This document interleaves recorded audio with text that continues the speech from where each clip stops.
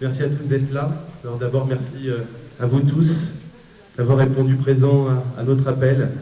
Ça fait vraiment très chaud au cœur, très très chaud de voir des gens qui ont fait toute cette distance. Ouais, clairement. Quand on a su il y a 2 semaines que Yannick venait, que Jean-Luc venait, que Philippe Coutou, d'ailleurs, dont on est sans nouvelles pour l'instant. Ah, il est là. Bonjour Philippe. Bonjour Philippe. Que José venait, on se dit, waouh, là ça répond présent. Alors pour vous expliquer comment ça s'est fait en quelques mots, depuis le début, Bassine Non Merci est un collectif qui regroupe aussi bien des organisations politiques, des organisations syndicales, également des associations de protection de la nature, de consommateurs, des syndicats agricoles comme la Confédération paysanne. Et donc, à l'annonce de cette ultime bataille, je vais vous expliquer pourquoi on dit que c'est l'ultime bataille, on a demandé à toutes les organisations d'aller chercher leurs porte-parole nationaux pour donner la visibilité maximum à cette journée qu'on espère historique et décisive dans la lutte contre les projets de bassines. Et vous avez répondu à l'appel très chaleureusement, très sincèrement, au nom de tout le collectif et des habitants du Marais, on vous remercie très très vivement. Pourquoi cette journée est une journée qui doit être décisive? C'est parce que ce dossier des bassines, ça fait 15 ans que ça dure sur le Marais, qu'on nous annonce des bassines qui arriveraient, etc. Ça a pris un décollage il y a 3 ans avec l'enquête publique, où déjà à l'époque de très nombreux citoyens s'étaient élevés pour dire leur opposition à ce projet-là. Et ça fait 3 ans que ce collectif résiste et fait repousser les échéances, fait que les décideurs et les financeurs reculent. Et aujourd'hui, malheureusement, on est obligé de constater que le processus s'accélère, puisqu'on nous annonce dès demain une réunion en commission des financements de l'Agence de l'eau pour tuiler et cibler les premiers financements pour la première tranche de bassines. Et puis également, dans les mois qui viennent, M. Rousset de la région Nouvelle-Aquitaine va devoir trancher de savoir s'il finance ce projet immonde ou s'il rétropédale. Lui, il a clairement une question à se poser, c'est de savoir s'il veut être élu avec les voix de la FNSEA ou avec les voix de la gauche et des citoyens écologistes. Ce ne sera pas l'un et l'autre. On l'a déjà dit, on tient à le redire. Aujourd'hui, on parle souvent de cette lutte comme la guerre de l'eau. Ce n'est pas la guerre, hein. Personne n'est mort et il n'y a eu aucune violence jusqu'à maintenant. Par contre, il y a un être humain aujourd'hui dans ce territoire qui a clairement à se poser la question, il a un bouton là, alors c'est pas la guerre nucléaire, c'est la guerre de l'eau. Et il doit se poser la question de savoir s'il appuie dessus. Et cette personne, c'est M. Rousset. Puisque M. Rousset envisage de faire distribuer des fonds européens, des fonds FEADER, pour financer jusqu'à hauteur de 15 millions d'euros ces projets de bassines. Projets de bassines qui, on le rappelle, un des griefs qui nous interpelle depuis le début, c'est que c'est 70% d'argent public et pour ces 16 premières bassines, 60 millions d'euros. On est en train de se rendre compte que le taux de financement public sera même plus important puisqu'il s'agirait que dans les 30% qui restent à la charge des exploitants, il y ait une part qui soit portée par une CUMA, une coopérative d'utilisation de matériel agricole, qui bénéficierait elle-même de fonds européens. Donc on n'a pas le chiffre exact, mais ça pourrait faire monter le projet à un taux de financement de 80, 85, 90%. Aujourd'hui, quand on regarde le tableau de financement, en fait, il y a une case autofinancement où il n'est pas détaillé si c'est la Chambre d'agriculture, si c'est les exploitants eux-mêmes ou si c'est la CUMA qui financera. Voilà un peu le contexte. Voilà pourquoi aujourd'hui, on doit être très nombreux pour envoyer un message très fort à Rousset et à l'Agence de l'eau.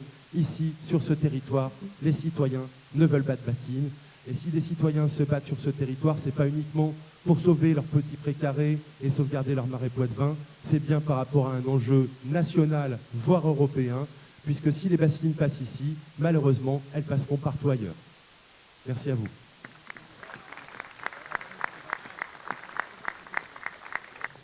Voilà. Il y aura tout à l'heure des temps d'expression politique plus longs à travers les prises de parole. Voilà. Si on peut tenir le jeu de la concision pour qu'il y ait un maximum de diversité dans les réponses. Est-ce que quelqu'un veut poser une première question?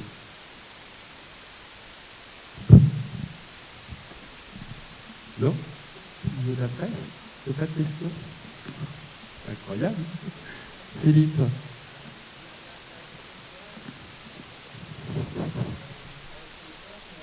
La FNSEA dans la presse régionale dit que en fait votre démarche aujourd'hui, M. Jadot, elle était électoraliste parce qu'on était à la veille des élections régionales et que c'est pour ça que vous veniez. Donc on aimerait avoir votre réponse. Merci, bonjour à toutes et à tous. À ce moment-là, elle est électoraliste depuis plusieurs années, puisque tous les ans, nous sommes là pour soutenir les collectifs, pour soutenir les citoyens, les associations, toutes celles et tous ceux qui sont engagés contre cette absurdité. Mais s'il y a quelque chose d'insupportable aujourd'hui dans le débat public, c'est l'idée de vouloir diviser les écologistes et les paysans. Je venais tout à l'heure avec Serge Morin, depuis la gare. C'est le conseiller régional qui, le premier, a lutté contre ces projets de bassines, et c'est un ancien paysan. Benoît Biteau et Claude Gruffat sont au Parlement européen. Benoît est toujours paysan, Claude Gruffat est ancien paysan, et ils sont en train de se battre pour réformer la PAC, pour que ce soit une agriculture paysanne qui soit issue et qui soit financée par les plus de 9 milliards d'euros qui arrivent tous les ans en France. Je ne vous fais pas l'offense de dire à quel point José Bové a été et reste l'incarnation du combat paysan. Donc ce combat contre un projet totalement absurde, c'est le combat des paysans. C'est d'abord le combat des paysans. Parce que les paysans, comme les pêcheurs, comme les apiculteurs, sont les travailleurs de la nature. Et qu'on ne préservera pas la nature sans les travailleurs de la nature. Et donc je veux être extrêmement clair. La FNSEA a été à l'origine de l'abandon des quotas laitiers, mettant des dizaines de milliers de producteurs de lait en difficulté, voire en faillite.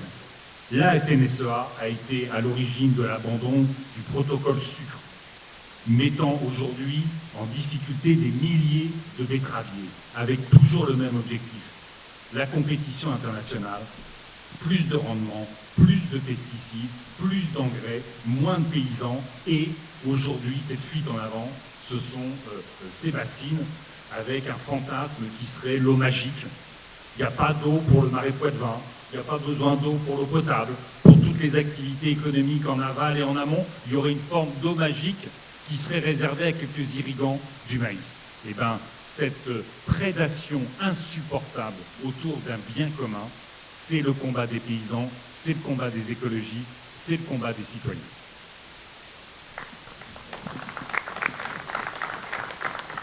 Y a-t-il une autre question dans la salle? Vous évoquez cette journée comme étant la dernière bataille, donc c'est à l'issue de plusieurs années et mois de combat. Ça veut dire que l'étape d'après, c'est quoi, si jamais cette bataille échoue? La prochaine étape, c'est la victoire.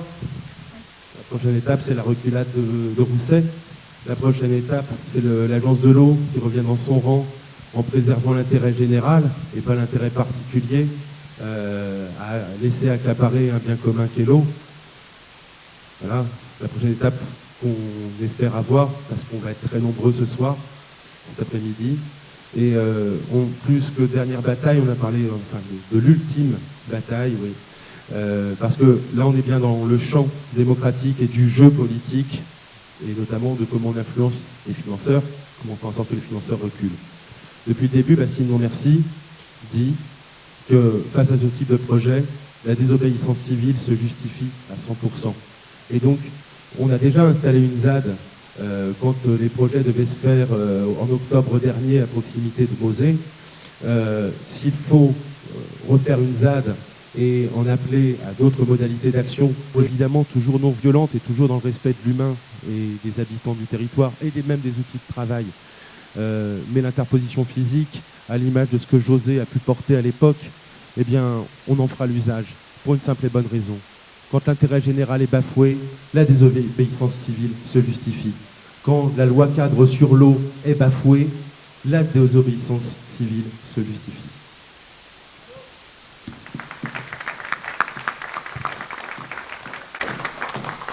Je vais peut-être pouvoir compléter cette réponse sur les étapes et revenir sur ce que nous avons fait. Je suis le député France Insoumise de la Gironde. J'étais depuis le premier jour de mon mandat aux côtés de Bassim Merci, à côté de mon collègue régional de l'étape Benoît Vito aussi, et avec la France Insoumise, nous avons été le groupe parlementaire qui, dans ces derniers mois, a demandé 2 missions d'information sur l'eau. J'ai eu le plaisir et la responsabilité de diriger ces 2 missions d'information, et je suis particulièrement content que Mathilde Panot, ma collègue députée de la Commission du développement durable, qui travaille avec moi sur ces questions-là, soit là aujourd'hui.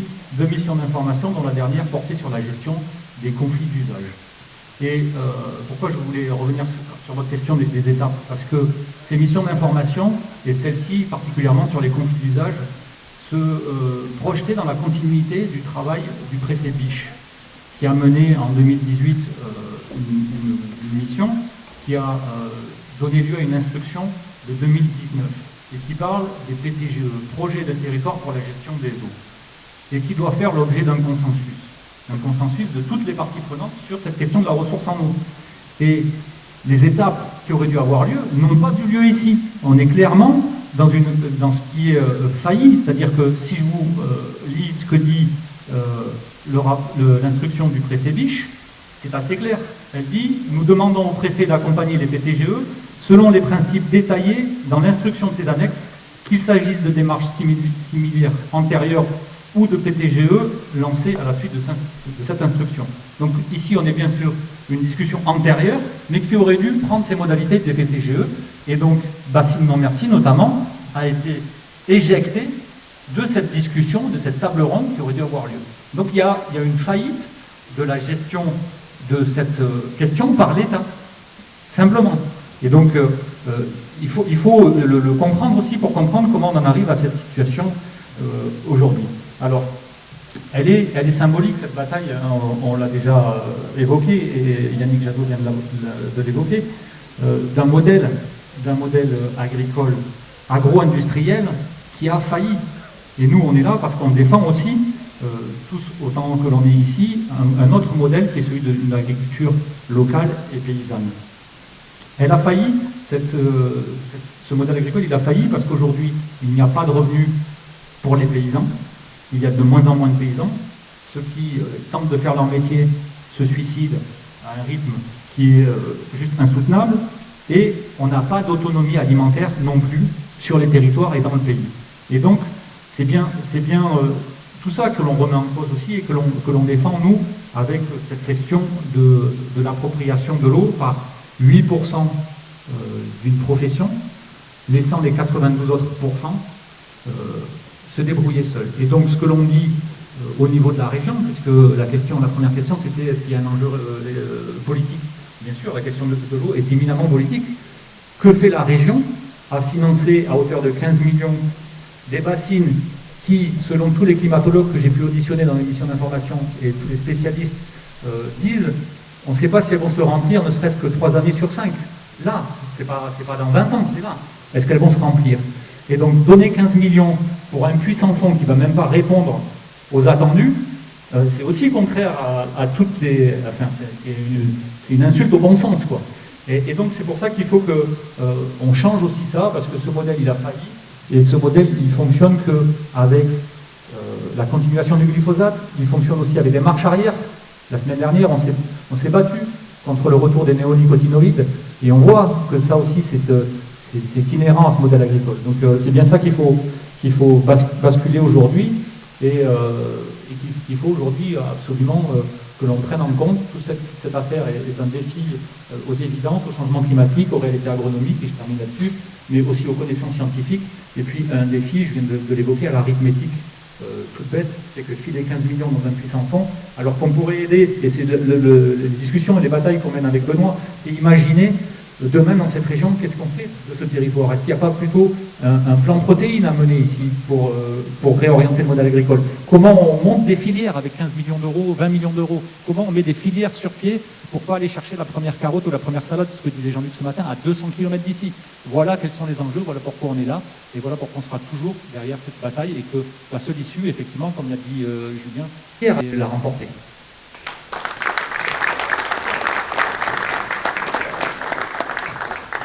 Merci. Je vais enlever le masque, c'est plus pratique pour parler. Moi, je voulais enchaîner parce que la question a été de est-ce qu'on n'est pas en campagne électorale?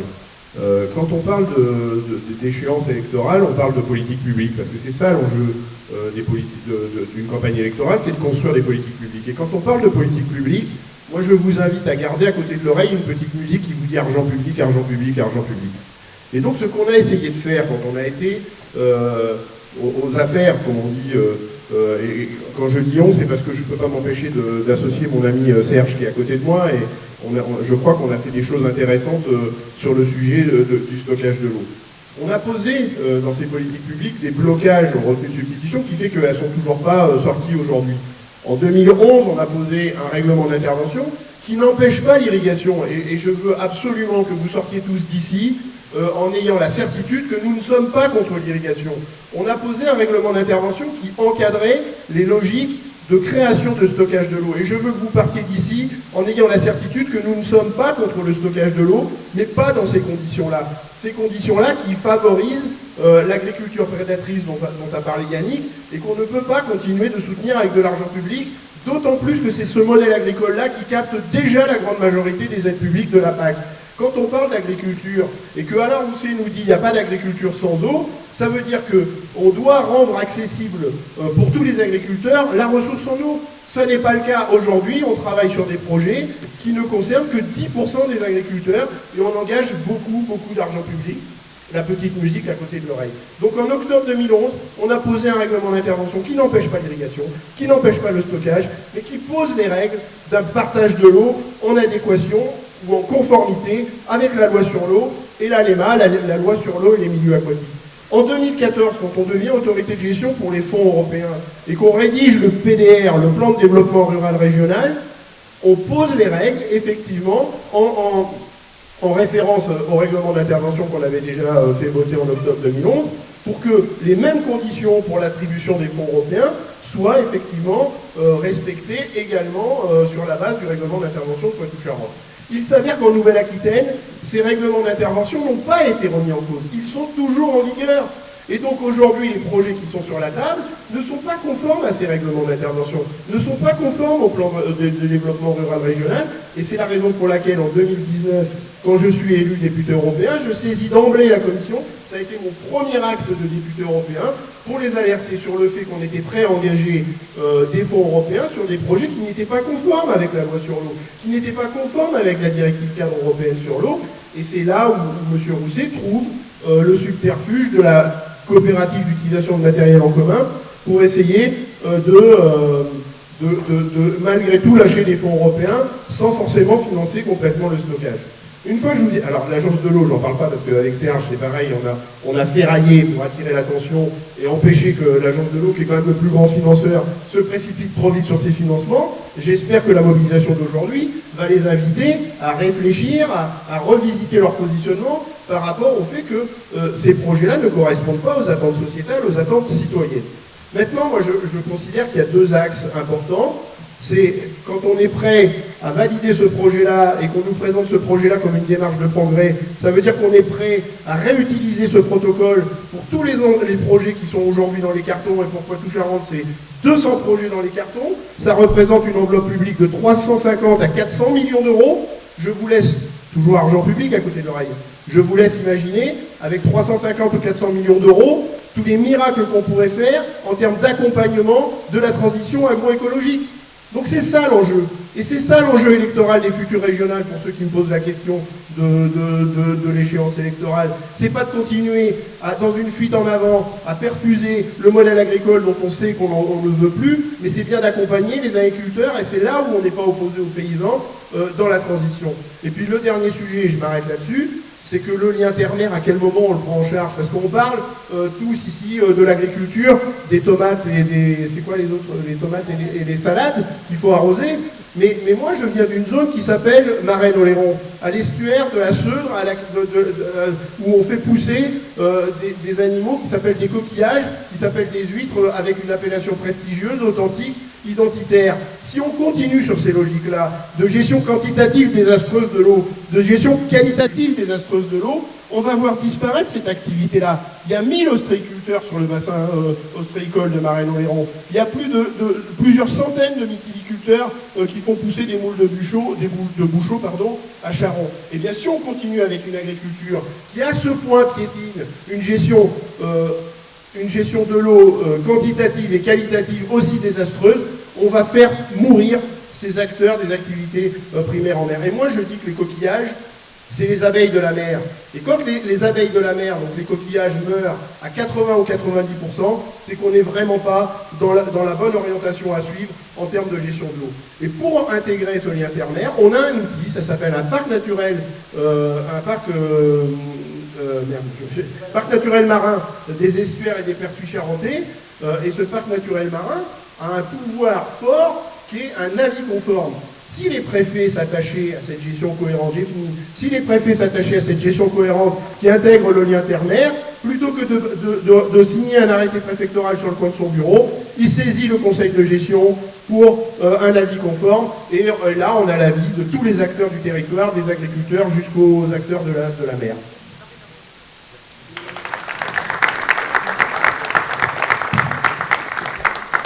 Juste avant de donner la parole à Philippe, juste vous rappeler qu'il y aura d'autres prises de parole à 14h30 et c'est en même temps une information, l'occasion de se remettre un peu d'huile dans les rouages.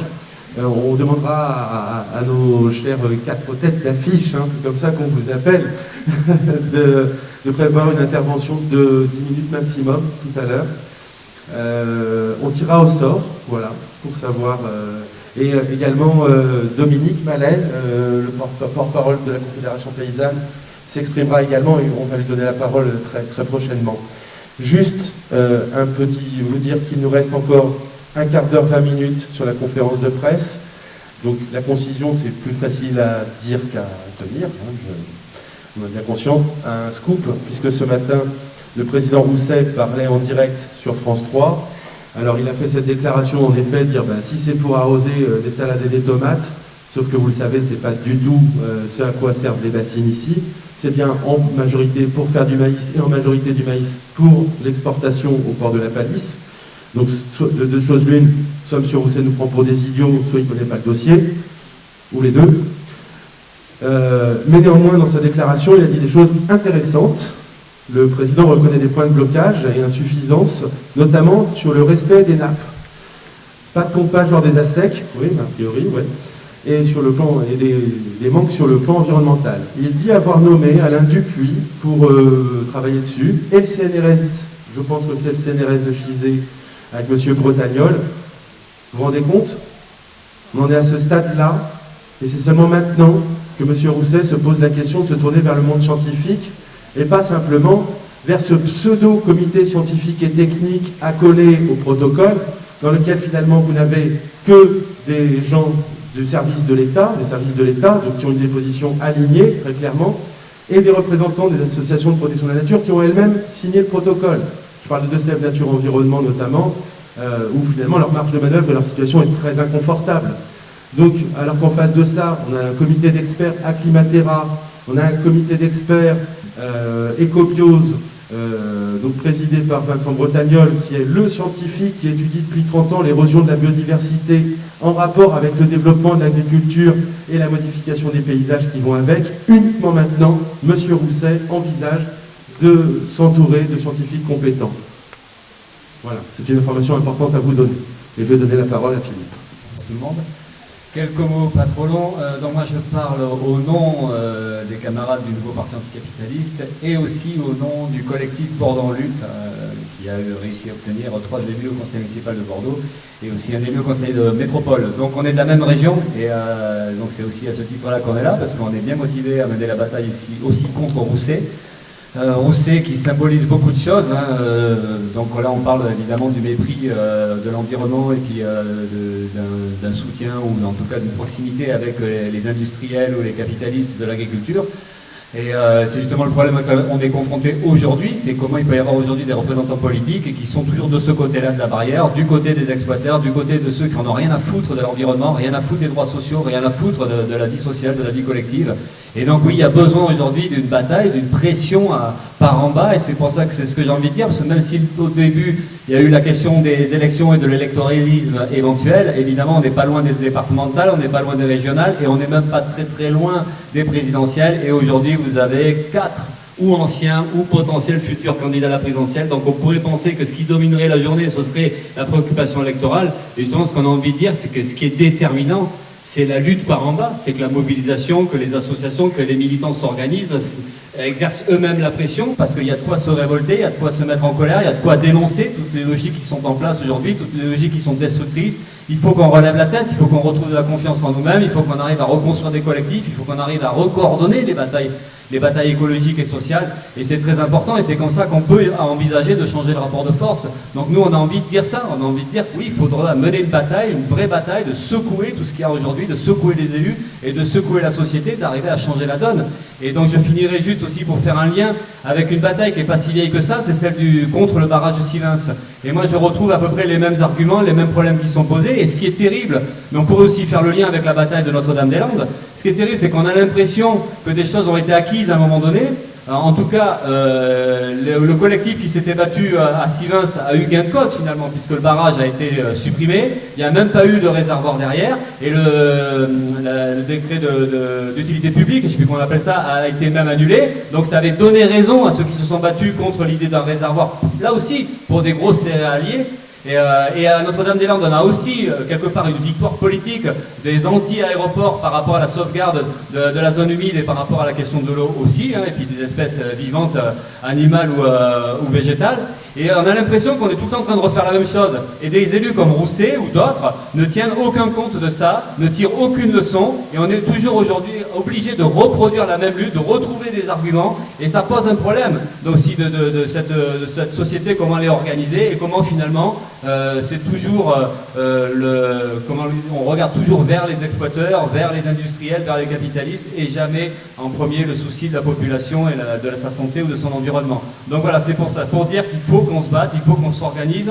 Je dis on parce qu'on se sent complètement solidaire de la bataille de la bassine non merci, mais solidaire aussi de toutes les batailles qui sont en cours. Il y a Bure, il y a plein de batailles aujourd'hui contre ce qu'on appelle des projets nuisibles et destructeurs, et on pense qu'il faut coordonner ça, il faut pas lâcher parce que c'est notre vie, c'est notre intérêt, donc voilà, c'est ça, et donc pleine solidarité, et on espère bien qu'effectivement, comme disait le camarade tout à l'heure, enfin je ne me rappelle pas de son prénom, je ne le connais pas, mais de Julien, qu'en fait cette journée-là, qu'elle soit déterminante, et s'il y a du monde, ça peut donner confiance, et puis ça donne de la force, et ça peut faire bouger les choses.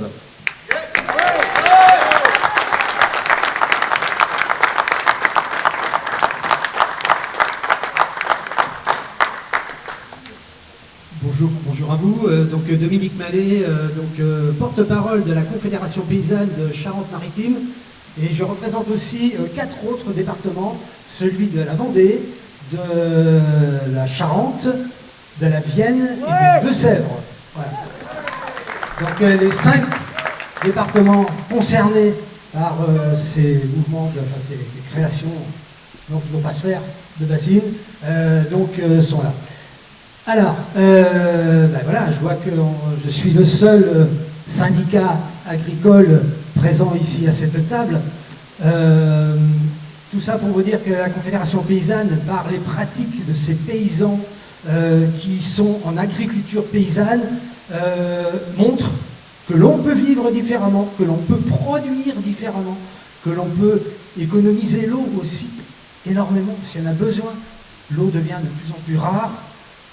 On le voit aussi par les membres de la Confédération paysanne qui sont du côté de la mer, qui souffrent énormément du manque d'eau, de la pollution des eaux qui vient de l'amont. Voilà. Donc tout à l'heure, quand Yannick Jadot me parlait de plus d'engrais, de plus de pesticides, nous on est en train de dire, c'est en accord avec toi bien sûr, c'est moins de glyphosate, voire pas du tout de glyphosate, moins d'engrais, voire pas du tout d'engrais, moins de pesticides, voire pas du tout de pesticides, moins d'eau irriguée, je n'ai pas dit pas du tout, parce que voilà, c'est différent, plus de paysans de la terre, plus de paysans de la mer. Voilà, donc tout ça, ça s'organise, et il faut absolument, parce que il faut qu'on avance quand même. Et avancer, ça veut dire que, voilà, on sait que de l'autre côté, moi je le vois bien, je suis le seul élu de la Confédération paysanne de Charente-Maritime à la Chambre d'agriculture. Je suis face à toute une armée de copains. J'ai des copains parce que ce sont des paysans. Ce ne sont pas des personnes avec lesquelles je suis très en colère. Si, je peux être en colère, mais quand on est en colère, on ne fait pas avancer les choses. C'est ça ce que je veux dire, c'est qu'il faut absolument expliquer les choses et leur expliquer à eux, ils en ont besoin, même s'ils sont majoritaires, même si ce qu'ils font, on n'est absolument pas d'accord. Alors donc, voilà, c'est une démarche difficile d'être dans une forte minorité, mais il ne faut pas se voiler la face. Si on veut avancer, il va falloir que ces personnes, que ces gens, ces paysans bougent et changent de système. Et oui, on ne va pas rester en minorité tout le temps. Donc il faut qu'on attaque vraiment là-dedans, dans le cœur de la paysannerie. D'où notre force, c'est ce que je disais à l'instant, de notre travail, de nos expériences, que nous pouvons prouver que l'on peut vivre et travailler différemment de l'agriculture. Voilà. Bon, je ne vais pas trop en dire, ça ne sert à rien, je crois que c'est l'essentiel. Voilà.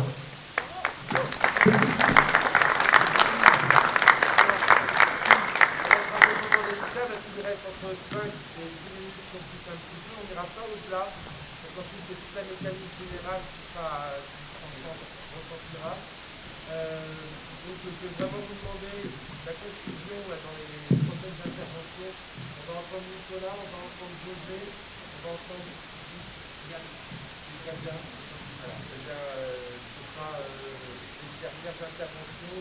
C'est très délicat, ça ne va pas trop. Très bien, on a tout. Bon, il y a 10 minutes et vous êtes 4.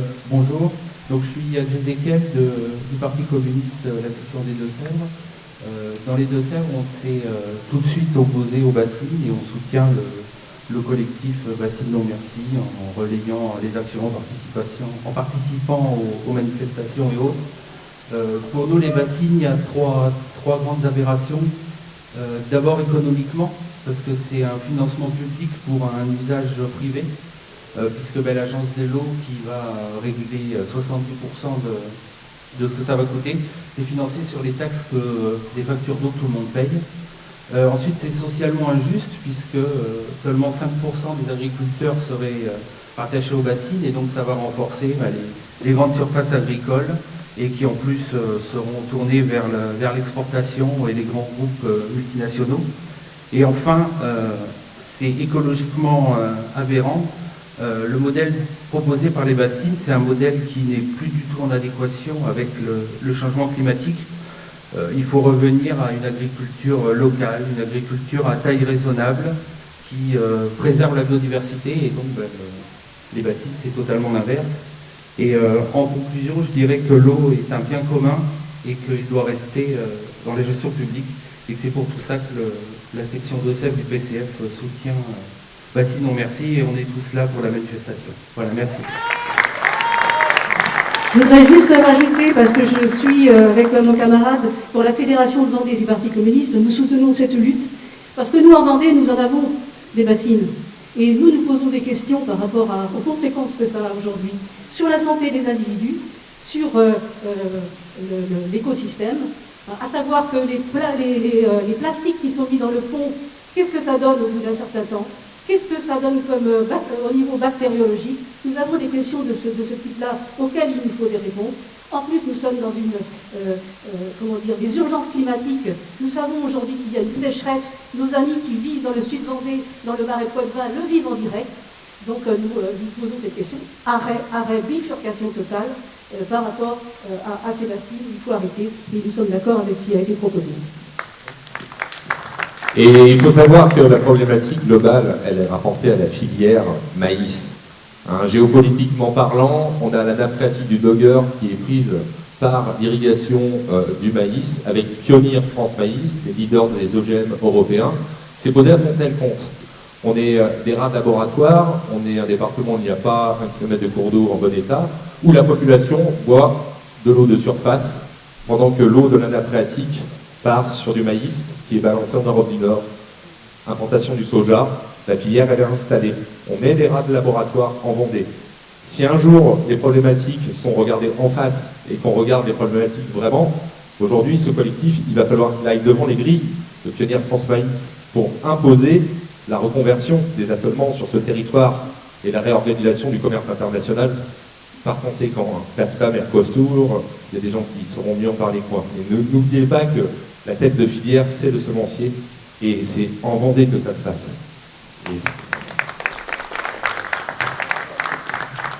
Bonjour à toutes et tous. Si je suis ici, moi aujourd'hui en tant que vice-président de la région, parce qu'on a beaucoup parlé de la région et d'Alain Rousset, mais la région ce n'est pas qu'Alain Rousset, c'est aussi le groupe des écologistes qui sont derrière moi, Nicolas Gamache, Katia Bourdin, Stéphane Trifiletti, Marie Scon, on est tous élus régionaux au sein du groupe écologiste, et Benoît qui est avec nous à la région aussi, même s'il est maintenant député européen. Ça fait 6 ans qu'on est aux côtés de Bassine Merci, et que dedans on a parlé de minorité dans le monde paysan, mais nous on est une minorité dans la majorité à la région, où effectivement on a grandement contribué jusqu'à aujourd'hui à bloquer les financements des bassines.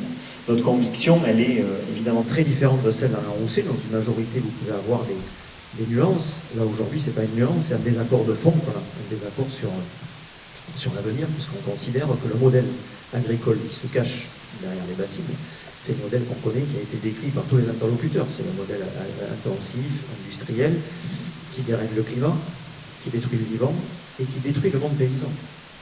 Yannick le disait tout à l'heure, et c'est très important, c'est qu'il y a la fable qui a raconté que les écologistes seraient contre les agriculteurs. On n'est pas contre les agriculteurs, on est contre un certain modèle agricole qui aujourd'hui est incompatible avec l'avenir, et surtout depuis 40 ans, qui détruit et qui a vidé les campagnes du monde paysan. Et aujourd'hui, c'était très important pour nous d'être là, parce que c'est un combat qui est difficile de mener. On a même très souvent mis notre participation à la majorité en balance pour éviter que les financements sur les bassines passent. Et aujourd'hui, Julien l'a dit, on est à un moment... je devais partir, je t'ai coupé en plein... on est à un moment crucial, parce qu'en effet, il y a une volonté au sein de la majorité à la région, que nous on combat cette volonté-là, de contourner le règlement pour essayer de détourner le fonds européen, pour essayer effectivement de passer... de financer ces dossiers, et c'est pas n'importe quand. C'est à moins de 6 mois des élections régionales. Alors que de tels projets qui sont aussi structurants et aussi désastreux, ils doivent aujourd'hui être débattus dans une campagne électorale. Ils ne doivent pas être passés dans une obscure commission sans débat. Et aujourd'hui, nous, on voulait s'indigner de ça. On voulait s'indigner du fait que essayer de passer en force à 6 mois d'une élection, c'est quelque chose qu'on ne cautionne pas. Et on voulait marquer notre désaccord aujourd'hui avec le président de la région. Et moi, vous êtes tous agriculteurs, moi je suis fils et petit-fils d'agriculteurs, et je suis là aussi, à ce titre-là, je suis aussi là en tant que citoyen, et je vous l'ai dit, je suis là aussi là en tant que vice-président de la région, pour dire qu'aujourd'hui, on est là aussi pour dire non à l'abandon des agriculteurs, parce que c'est aujourd'hui concentré sur 10% des agriculteurs, donc on est là pour soutenir les 90 autres qui aujourd'hui suivent du modèle, donc on est là pour dire non à l'abandon des agriculteurs, et oui à l'écologie. Je vais donner la parole à José et également préciser que, évidemment, tout le monde n'aura pas l'occasion de prendre la parole sur cet espace-là, mais que ça ne génère pas trop de frustration. Au retour de la manifestation à 17h, 17h30, dans ces eaux-là, on verra, il y a un espace d'expression qui pourra se poursuivre jusqu'à 19h s'il le faut, et que donc, je tiens à dire qu'en effet, dans les organisations qui soutiennent Bassine et qui sont autour de la table ou qui ne sont pas autour de la table, il y a Solidaires par Nature, il y a des représentants de la crèche, il y a la CGT, il y a des gilets jaunes, il y a le comité anti-Linky, on peut les applaudir, il y a l'association API, il y a plein d'élus locaux qui sont venus avec leurs affiches, avec leurs écharpes. Il y a Ricky Bodo-Petrella qui représente le mouvement international l'Agora des habitants de la Terre. Voilà, c'est une très belle... Il y a la Fondation Daniel Mitterrand qui nous soutient également. Il y a Pierre Bitoun qui a écrit Le sacrifice des paysans. Et évidemment, comme c'est un rôle très ingrat, j'en oublie tout le temps. L'Overstone, Sonorité, oui, absolument. Il y aura beaucoup de gens à remercier, mais c'est l'occasion de le faire une bonne fois, une première fois. Il y a plein de gens, vous avez vu, il y a des fourmis partout. C'est ça aussi la force d'un collectif, et notamment on a les copains de l'Overstone Sonorisation qui assure le boulot ici, à titre citoyen également, et ça c'est remarquable. Ah ben sinon merci, on fait toujours de très belles manifestations, on fait toujours la part belle à la culture, et ça c'est remarquable puisqu'il y a 7 compagnies d'artistes, d'intermittents du spectacle qui nous accompagneront et qui vont nous régaler. Voilà, c'est très important. La culture dans la lutte. José, c'est à toi. Et tu... Mathilde. Alors, très rapidement, quelques mots. Je dirais qu'ici, ce territoire, cette région, quelques kilomètres autour, on pourrait appeler cet endroit l'Absurdie. C'est le pays de l'Absurdie. Vous vous promenez, il n'y a pas une haie. Des champs de maïs, des champs à perte de vue. Vous montez sur quelques endroits, des porcheries industrielles. À côté, il y en a d'autres avec des méthaniseurs. Puis vous repassez dans un champ, et là, c'est des cultures dédiées pour mettre dans le méthaniseur parce que la merde liquide, ça ne suffit pas pour faire du gaz. On est en train de construire un monde de cinglés.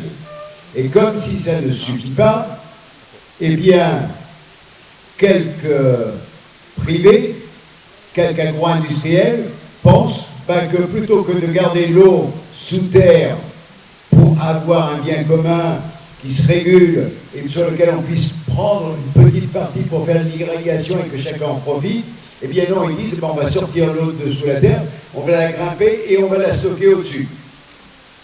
Déjà, il faut être cinglé. Parce qu'on a un château d'eau qui s'étale, qui va jusqu'à la mer. Eh bien non, au lieu de le laisser dessous, eh bien, on le pompe pour le mettre en haut. Donc je dirais que ces agro-industriels, pour moi, aujourd'hui, ils me font penser à une vieille série que vous avez vue à la télé, qu'on appelait les Shadocks. Je dirais que c'est l'agriculture Shadok. Et vous savez comment ça a terminé? Très mal pour les Shadocks, parce qu'à force de pomper, de repomper, de repomper, ils ne pensaient plus qu'à pomper.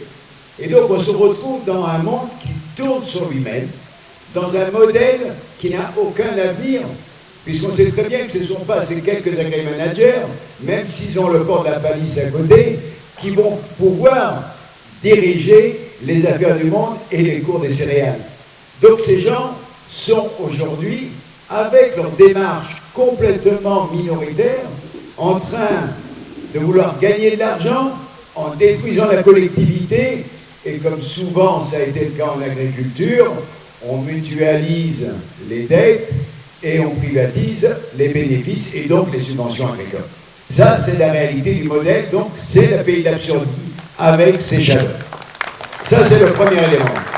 Deuxième élément, qu'est-ce qu'on peut faire? On a parlé de ce qu'on peut faire au niveau local. On a parlé des obéissances civiques. Si demain, on ne gagne pas, si demain, il faut continuer le combat sur le terrain, eh bien, d'ores et déjà, je vous dis, je serai avec vous sur le terrain pour assumer collectivement avec vous les risques. On assume individuellement, mais on mène des actions collectives, toujours à visage découvert. Mais il y a avant ça, parce que je n'imagine pas qu'on puisse perdre, d'ailleurs j'ai horreur de perdre, c'est toujours ce que j'ai dit. Il y a autre chose qu'on peut faire. Et ça, c'est par rapport au modèle global de l'agriculture. On a dit les dérives de la PAC, on a dit les dérives des subventions. Mais vous savez, dans moins de 10 jours, le Parlement européen doit voter la nouvelle PAC. La nouvelle PAC va être votée dans une dizaine de jours. Puis ensuite, ça va négocier avec les États et la Commission. Or, aujourd'hui, la PAC qui est proposée est un pur scandale. C'est une PAC qui va complètement à l'encontre de ce pour quoi on se bat actuellement. Mais le plus scandaleux, c'est que le modèle d'exportation de maïs, qui est celui qui est ici dans cette région, il s'appuie sur un autre modèle, toujours les pompages dans tous les sens, qui est l'importation du soja, qui se fait ici aussi. Or, il faut que vous sachiez que dans la nouvelle PAC a été inscrit noir sur blanc à l'article 33 que l'Europe ne pourra pas faire plus de 5 millions d'hectares de protéines végétales et que c'est les États-Unis qui pourront toujours exporter sans taxe leur soja vers l'Union européenne. Ça veut dire que la conquête de l'autonomie en protéines végétales n'est plus possible dans le cadre de la nouvelle PAC. Elle n'était déjà pas avant. alors qu'on nous parle d'environnement, d'écologie et de souveraineté alimentaire, eh bien, on inscrit dans le marbre du texte de la PAC, ce qui n'était pas le cas il y a en 2017, en 2013, quand on a voté la PAC la dernière fois, ce n'était pas inscrit. Là, c'est inscrit noir sur blanc, et le ministre, le commissaire à l'agriculture et le commerce, la présidente de la commission sont allés négocier ça avec Trump pour dire à M. Trump, continuez à exporter votre soja. Ils l'ont avoué. Donc, moi, ce que je vous dis aujourd'hui, et j'aimerais que ça soit diffusé le plus largement possible, écrivez, envoyez des textos, envoyez des mails à tous les députés européens de votre circonscription ou d'ailleurs pour leur dire, on va regarder ce que vous votez. Vous ne pourrez pas nous parler d'agriculture paysanne, vous ne pourrez pas nous parler de souveraineté alimentaire ou de réorientation si vous signez ce texte. Donc aujourd'hui, moi je vous incite, et ensuite, eh bien, il faudra les mettre dans la presse. On verra qui défend les paysans, on verra qui défend l'agriculture paysanne et qui défend l'écologie et l'agriculture. Donc voilà, ça c'est une action très concrète, mais agir pour ça, c'est aussi agir contre les bassines.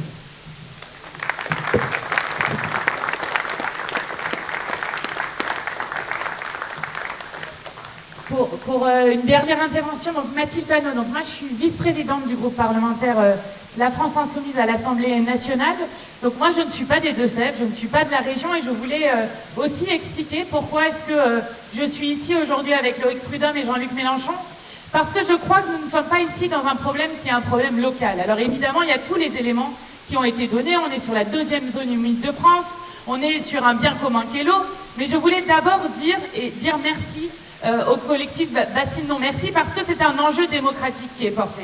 Ici, ni vous, ni moi, ni les paysans d'ailleurs, n'ont choisi le modèle d'agriculture qui a été imposé, d'ailleurs notamment à grands coups de subvention de l'Union européenne. Et ce modèle imposé, c'est concrètement un modèle d'agriculture sans paysans, dans lequel on étend des pesticides à tout va, qui empoisonnent la population et les paysans en premier lieu, et avec quand même une situation où on a un suicide de paysans tous les jours dans notre pays. Donc ce modèle, il ne peut pas continuer. Et ce qui se passe avec les bassines, c'est qu'en fait, on continue la fuite en avant. Ben oui, il y a des difficultés économiques, donc on va continuer. Et donc on revient dans ce modèle-là. Et c'est exactement ce qui s'est passé sur les néonicotinoïdes, ces pesticides tueurs d'abeilles, parce que là, ils les ont autorisés aux betteraviers, mais les maïsticulteurs sont derrière pour dire, nous aussi, on veut qu'on nous autorise à utiliser ce pesticide qui est absolument désastreux, à la fois pour les sols, pour la santé humaine, pour les pollinisateurs, et on sait que sans pollinisateurs, il y a 85% des cultures qui meurent. Donc on est sur un enjeu qui est national, parce que si ces bassines se font ici, elles se feront ailleurs. Il y a 200 projets de bassines, c'est Julien qui me disait ça, donc c'est un enjeu national sur lequel on est en train de se battre, qui met en jeu 3 biens communs. On a beaucoup parlé de l'eau, parce que ça augmente les conflits d'usage de l'eau à l'heure où la ressource va se faire de plus en plus rare, et ça c'est notamment les rapports qu'a fait Loïc Prudhomme, mais aussi la question des sols, de la terre, qui est aussi un bien commun, et la question de la santé, parce qu'on nous parlait notamment des cyanobactéries avec le phosphore et le nitrate. Donc, moi, ce que je voulais dire, c'est qu'il faut absolument qu'on reparte des besoins. Est-ce qu'on a besoin de produire autant de maïs dans notre pays? Non, on en exporte les 2/3. Bon, eh bien, il faut accompagner ces paysans, parce que quels sont les besoins des paysans? De vivre dignement de leur travail. C'est ça le besoin qu'il a, le paysan. Donc, il faut accompagner pour changer les productions. Julien redisait aussi tout à l'heure, ici, on est dans ce bassin de vie avec une autonomie alimentaire de seulement 1,8% de ce qui est produit et consommé. Donc, il y a quand même quelque chose à réfléchir. Et si on repart des besoins, alors on va réussir à changer un modèle qui, aujourd'hui, crée quand même largement du malheur. Je vais m'arrêter là, mais je voulais juste repartager avec vous cette citation qu'avait Thomas Sankara et qui, je crois, est très adaptée à cette situation. Il disait: il faut choisir aujourd'hui entre l'eau pour tous ou le champagne pour quelques-uns. Eh bien, nous avons choisi. Nous également, la France est au bord du gouffre, elle va faire un grand pas en avant. N'est-ce pas? Eh bien, merci à tous, merci très chaleureusement, voilà. Et donc, nous allons nous retrouver sur l'esplanade pour cette grande valse des drapeaux. Mélangeons-nous, portons les combats les uns des autres, portons les couleurs, et que cette belle lutte arc-en-ciel l'emporte. Et on va faire une très belle promenade avec plein de surprises sur la route. Merci à tous, prenez soin de vous.